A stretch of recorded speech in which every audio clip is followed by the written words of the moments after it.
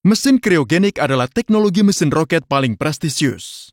Karena desain dan kerumitan operasionalnya, maka hanya ada beberapa negara yang benar-benar mampu mengembangkan mesin yang menarik ini.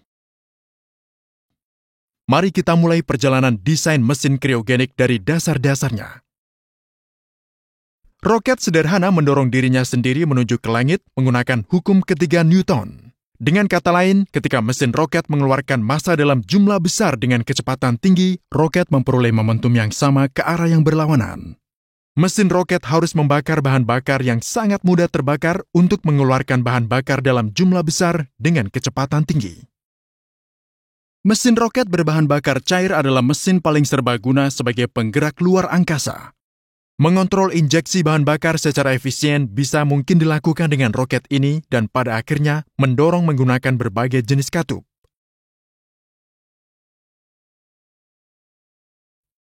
Jelas sebuah roket harus membawa oksigen juga bersamanya.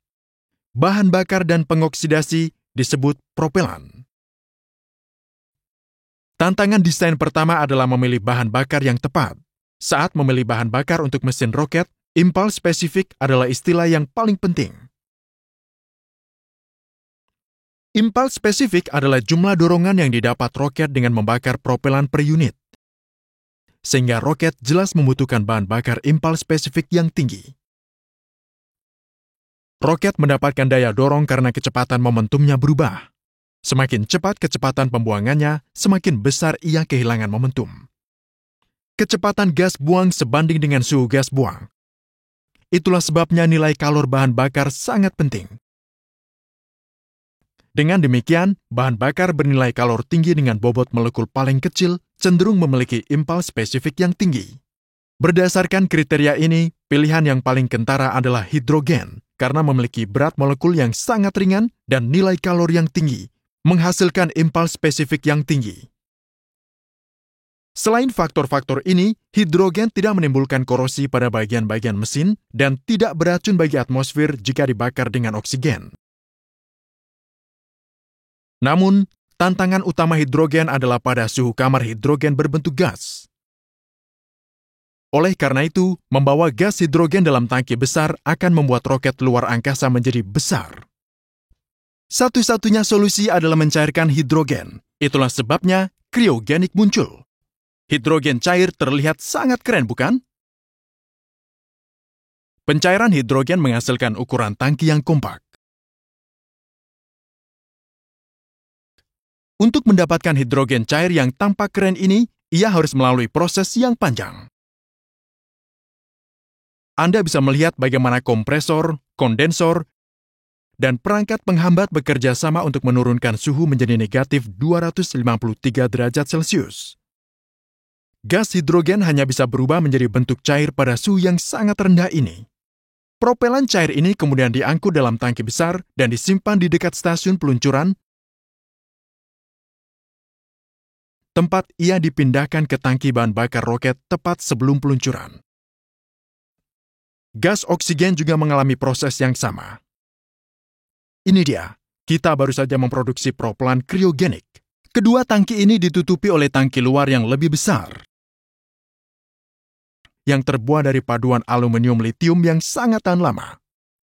Apakah Anda melihat material kekuningan yang menyelimuti tangki bagian luar?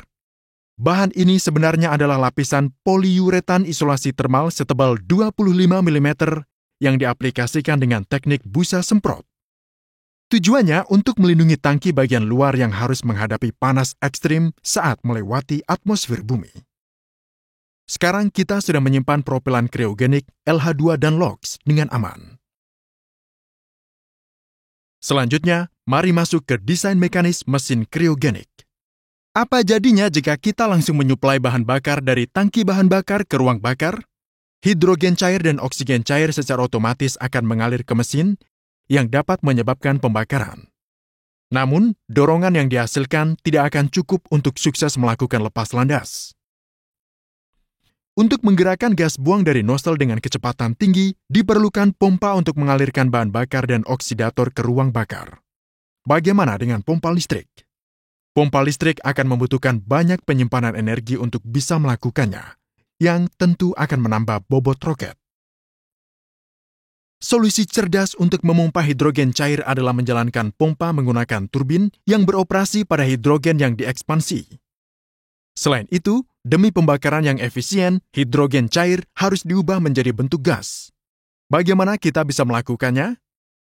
Untuk memperoleh hidrogen yang diekspansi, kita hanya perlu mengedarkan hidrogen cair di sekitar nozzle panas dan ruang bakar. Gas panas ini kemudian dikirim ke ruang bakar. Konfigurasi ini disebut mesin siklus expander dan pengaturan pompa turbin disebut turbopump. Teknik yang sama digunakan untuk mengirim oksigen cair ke ruang bakar. Namun, hidrogen cair tidak bisa dipompa dengan kecepatan tinggi menggunakan metode ini. Sekarang, pertanyaan logisnya adalah, mengapa tidak membakar sebagian dari bahan bakar ini dan menggunakan pembuangannya untuk menggerakkan turbin? Untuk menjawab pertanyaan itu, mari kita perkenalkan ruang bakar kecil tambahan. Sebagian kecil propelan cair dibakar, dan gas buangnya yang berkecepatan tinggi digunakan untuk menjalankan turbin. Siklus mesin ini dikenal sebagai siklus generator gas, dan jenis mesin yang hemat biaya ini digunakan untuk mendorong roket Falcon milik SpaceX. Namun konfigurasi ini tidak terlalu efisien, karena sebagian energi pembuangan benar-benar hilang. Efisiensi bisa ditingkatkan dengan mengalihkan gas buang ini dari turbin ke ruang bakar. Di sini, sebagian kecil oksigen digunakan untuk membakar hidrogen. Pembakaran parsial hidrogen ini meningkatkan suhu dan tekanannya. Dan kemudian campuran yang kaya bahan bakar ini dibakar seluruhnya ke dalam ruang bakar.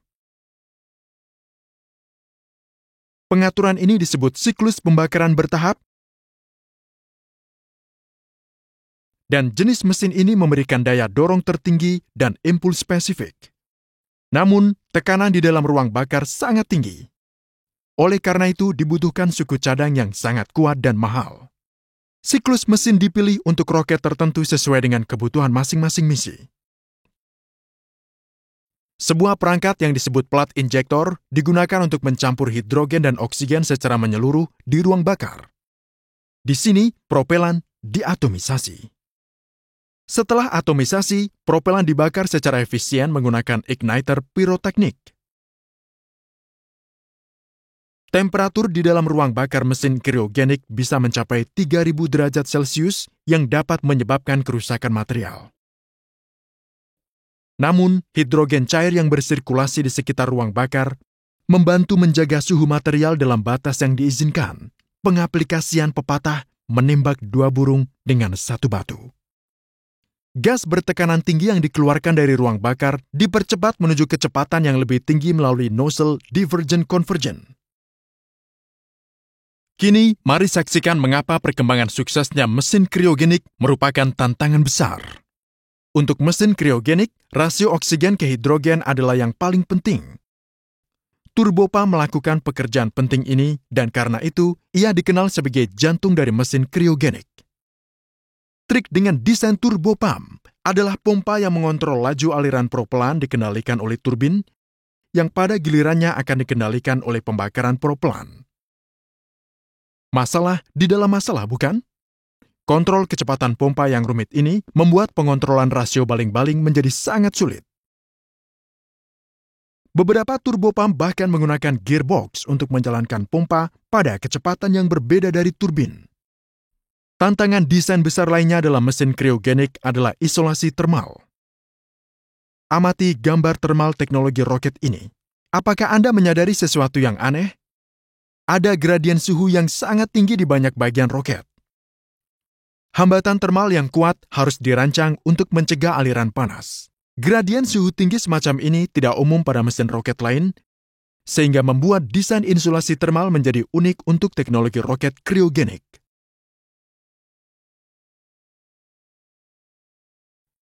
Tantangan utama ketiga adalah difusi hidrogen cair di dalam retakan struktur logam. Proses ini mempengaruhi kekuatan logam secara drastis, dan paduan logam khusus harus dikembangkan untuk mengatasi masalah ini. Mesin kriogenik sebagian besar digunakan pada tahap kedua dan ketiga roket. Dengan semua kerumitan desain ini, menyelesaikan semuanya dengan benar membutuhkan kerja keras. Kerumitan desain inilah yang menjadi alasan mengapa sangat sedikit negara yang mampu menguasai desain mesin kriogenik.